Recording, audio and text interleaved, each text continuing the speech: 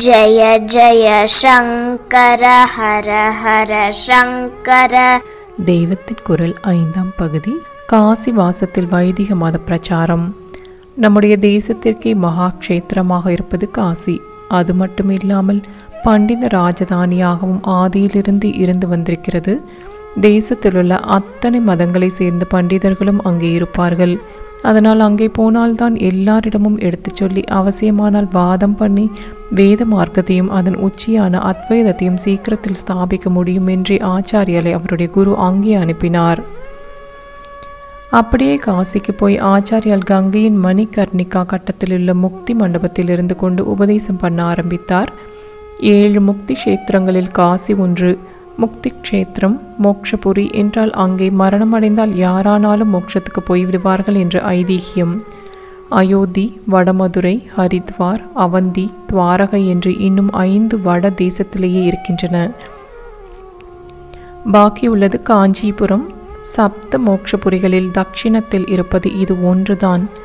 முக்தி தரும் நகரேழில் முக்கியமாம் கச்சி என்று ஸ்ரீ வைஷ்ணவ ஆச்சாரிய புருஷரான வேதாந்த தேசிகர் சொல்லியிருக்கிறார்.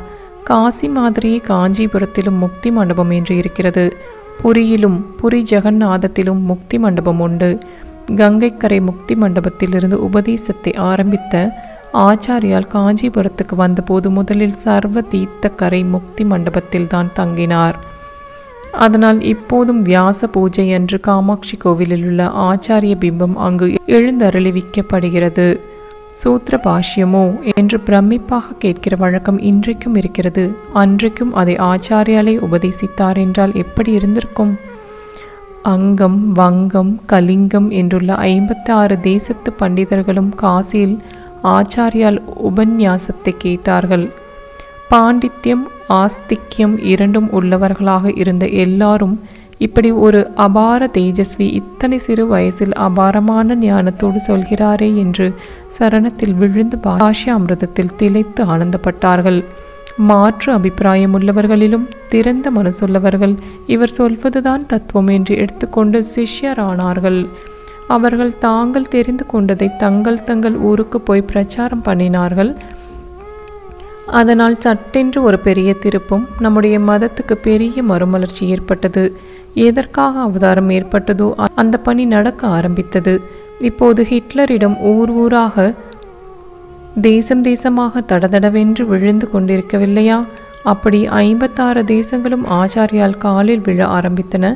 ஹிட்லர் ஜெயிப்பதில் ஆச்சரியமில்லை. சாதாரணமாக கெட்டதுகள்தான் கிருகிருவென்று பரவுகிற வழக்கம்.